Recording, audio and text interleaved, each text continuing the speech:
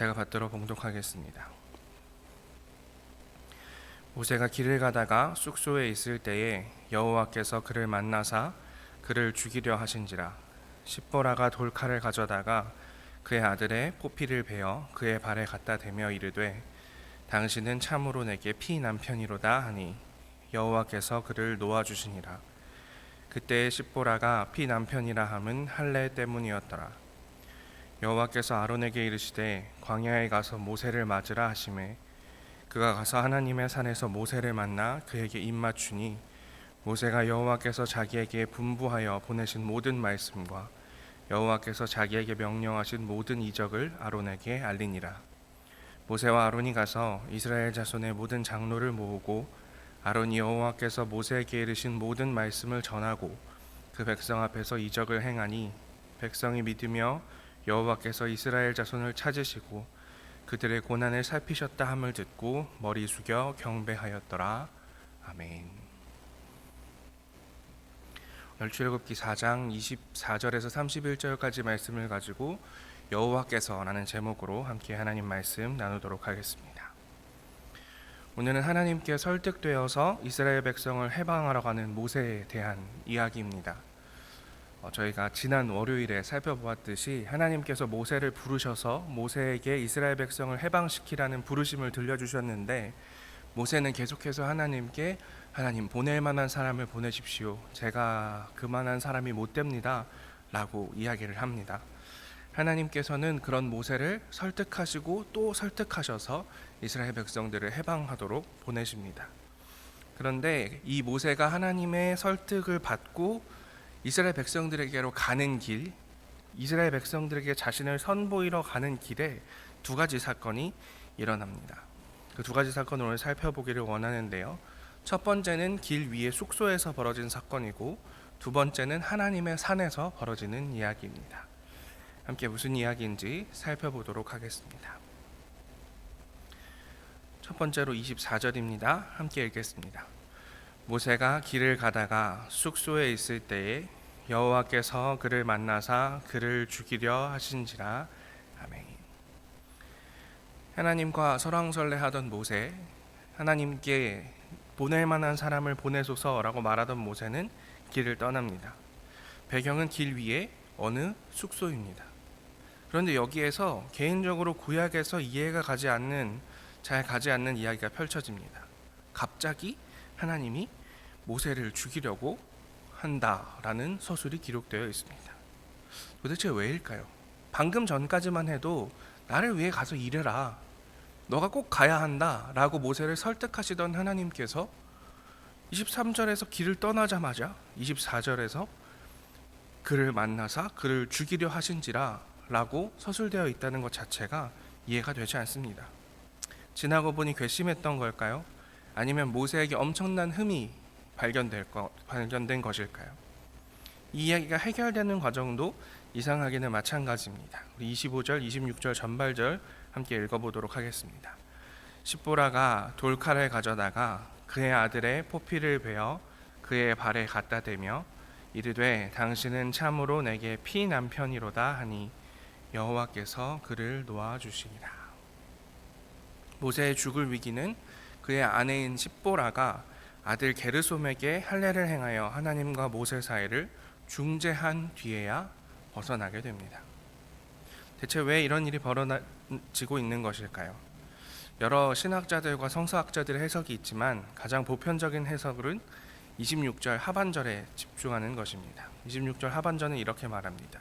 그때의 십보라가 피 남편이라 함은 할례 때문이었더라. 이 문제가 할례 때문에 일어났다라고 하는 성경의 서술입니다. 이 특이한 사건의 핵심은 아마도 모세의 계속된 믿음 없음, 하나님의 부르심에 대한 확신 없음인 듯합니다. 하나님은 이스라엘 백성들과 약속을 하셨습니다. 내가 너희와 함께 하겠다. 아브라함과 약속하셨죠. 내가 너희 자손들을 해변의 모래알처럼 많게 하겠다.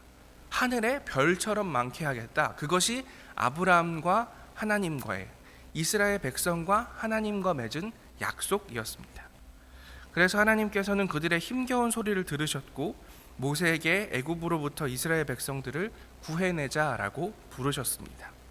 하나님의 언약, 하나님의 약속에 대한 신실함, 내가 반드시 이들을 구해내겠다라는 하나님께서 신실함을 보이셨음에도 불구하고 모세도 그렇게 하나님의 신실함에 신실하게 반응했어야 했지만 모세는 그렇지 못했던 것 같습니다. 하나님께서 약속을 지키기로 다짐하셨다면 모세도 하나님과의 약속을 지켜야만 했지만 그렇지 못했습니다. 하나님께서 아브라함에게 내가 너를 지켜주겠다, 너희 자녀를 번성하게 하겠다라고 약속하시면서 너도 지켜야 할 약속이 있다라고 하셨는데 그것이 무엇이냐면 창세기 17장 9절에서 10절까지의 말씀입니다. 함께 읽어보겠습니다. 하나님이 또 아브라함에게 이르시되 그런즉 너는 내 언약을 지키고 후손도 대대로 지키라. 너희 중 남자는 다 할례를 받으라.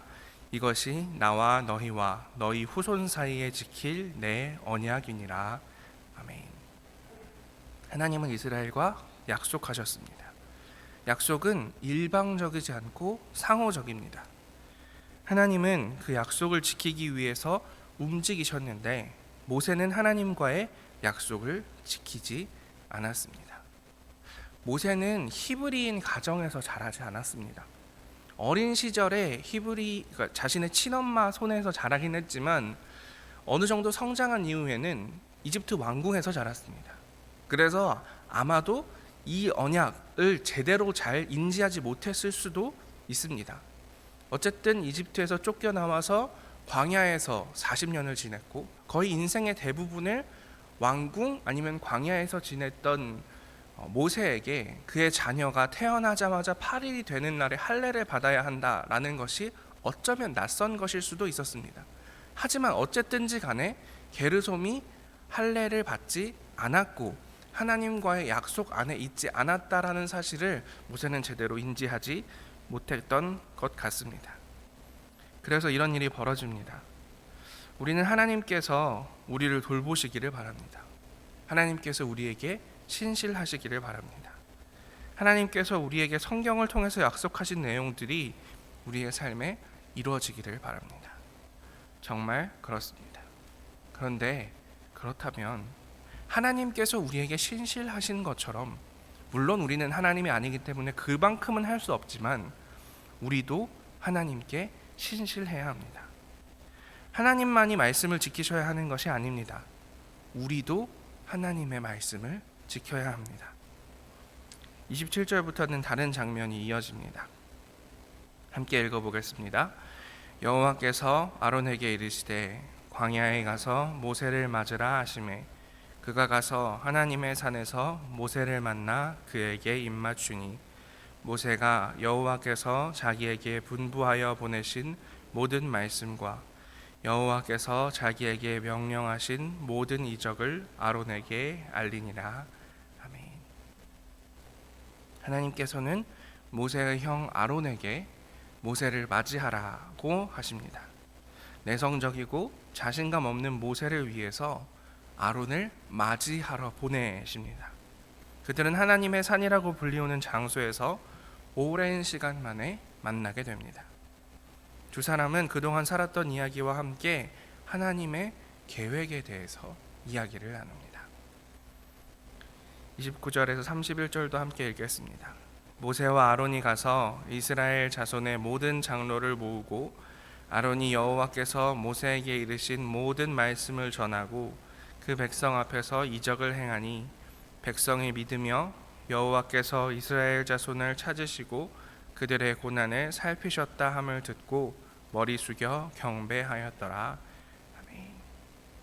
모세가 예상했던 것과는 반대로 모세와 아론이 이스라엘 백성들의 지도자인 장로들을 찾아갔을 때에 그는 극진한 환영을 받습니다.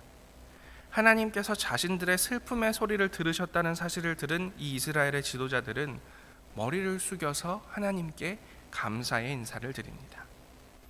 모세에게는 이스라엘 백성들에 대한 상처가 있습니다. 40년 전에 그는 누가 당신을 우리의 지도자 세웠냐고 우리도 죽일 것이냐는 질문을 듣고 상처 입고 광야로 떠났습니다. 하지만 하나님의 뜻을 따라 돌아 실제로 이스라엘의 지도자가 되어 그 자리에 왔을 때에 예상하지 못한 순풍의 돛 같은 상황을 만나게 됩니다. 어떻게 이럴 수 있었던 것일까요? 저는 본문을 묵상하다가 그 이유를 발견하게 되었습니다. 오늘 본문을 조금 전체적으로 한눈에 보도록 하겠습니다. 글씨가 작아서 잘 안 보이실 수도 있겠는데 혹시 반복되는 구문이 있는데 아시겠습니까? 그것은 바로 여호와께서입니다. 오늘 아침 말씀의 제목이기도 합니다. 모세가 길 위에 숙소에서 만난 기이한 사건도, 모세의 상처를 딛고 모든 일이 술술 풀리는 것처럼 흘러가는 이 상황도 모두 하나님께서 그 일을 하셨음을, 하나님께서 신실하신 분임을, 하나님께서 약속을 이루시기 위해서 자신이 적극적으로 무언가를 하고 계시다는 사실을 가리키고 있습니다. 우리는 오늘 본문을 통해 신실히 약속을 이행하기 위해 신실함을 요구하시는 하나님, 신실히 약속을 이행하기 위해 상황을 움직이시는 하나님을 봅니다. 이스라엘 백성들의 수십 년의 노예 생활, 상처 입은 실패자 모세의 40년의 광야 생활, 그들은 아마도 하나님에 대한 기대를 버렸는지도 모르겠습니다. 하지만 신실하신 하나님은 사람의 조급함에 지지 않으시고 긴 호흡으로 우리의 인생을 바라보시면서 온 세상과 인류를 바라보시며 자신의 약속을 이루시기 위해 신실하게 행하시는 분이십니다. 그 시간들이 다 지나간 뒤에 우리는 그 상황을 기억하면서, 기록하면서, 해석하면서 하나님께서 일하셨다고, 하나님께서 부르셨다고, 하나님께서 인도하셨다고 말합니다. 그러니 우리는 신실하신 여호와께서 행하신 일들을 기대해야 합니다. 신실하신 하나님께 우리의 신실함으로 응답하면서 하나님의 적극적인 움직이심이 일어날 때까지 우리의 삶의 자리에서 견디고 바라며 기도하는 우리가 되기를 바랍니다. 함께 기도하겠습니다. 사랑의 하나님, 부족한 모세, 하나님과의 언약의 기본이 무엇인지도 몰랐던 모세, 40년 전에 받았던 상처를 꽁꽁 끌어안고 혹시나 또 거절당할까봐 두려워하는 모세, 그를 이끄시고 하나님께서, 여호와께서 이스라엘 백성을 해방하실 그 일을 행하시려 신실하게 움직이는 사건들을 보았습니다. 우리 모세와 같은 사람들입니다. 우리의 삶의 어려움과 힘겨움, 우리의 삶의 상처들 꽁꽁 끌어안고 두려워하며 하나님께 간구하는 것이 우리의 삶입니다. 하지만 하나님께서 들으시고 기억하시고 그 약속을 이행하시기 위해 성실히 행하신다는 사실을 기억하면서 우리의 삶에서 하나님을 바라고 기대하며 살아가는 우리 모두 될 수 있도록 인도하여 주시옵소서. 모든 말씀 예수님 이름으로 기도합니다. 아멘.